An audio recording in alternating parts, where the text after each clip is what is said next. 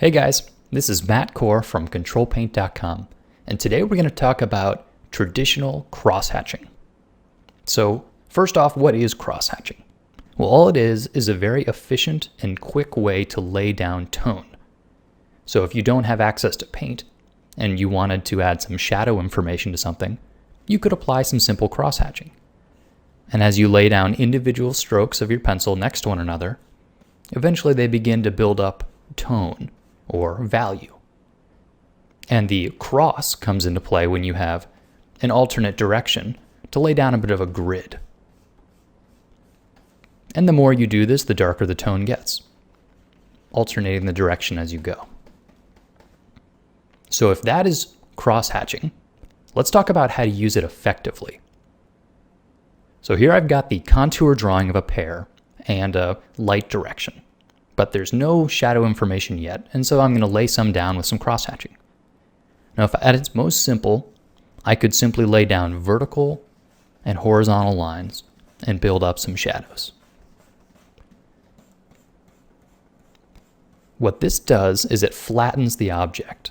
I may get a compelling sense of light and dark, which lines up with the shadows as they should, but this doesn't tell the viewer anything about the shape of the pear.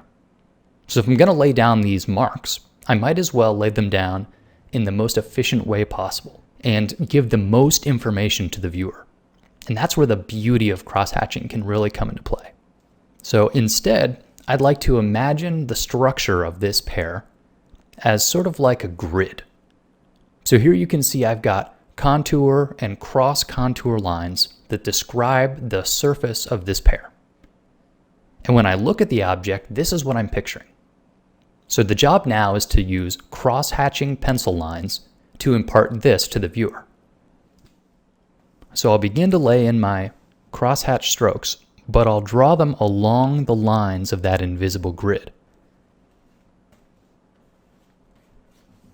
So here I'm drawing what on a globe would be like the equator.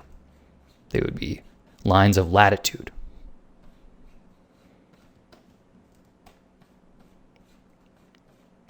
So I'm accomplishing two things.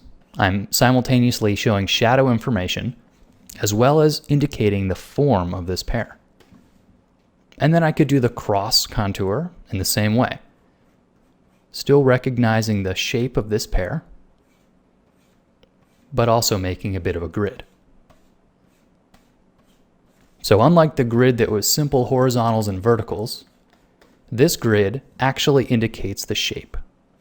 And that's the really important part. And when it comes to the cast shadow, which is in the flat table, those will be simple horizontals because the table is flat. But where they wrap around the bottom of the pear, then they'd begin to curve up.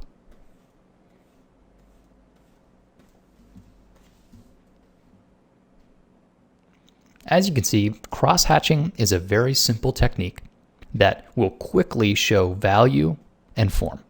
It's great for sketchbooks.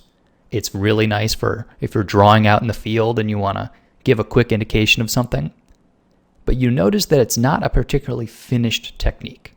For now, enjoy sketching with some cross-hatching techniques, but look forward to future videos in which I'll talk about this same principle but applied to paintings. So thanks for watching, guys, and have fun cross-hatching.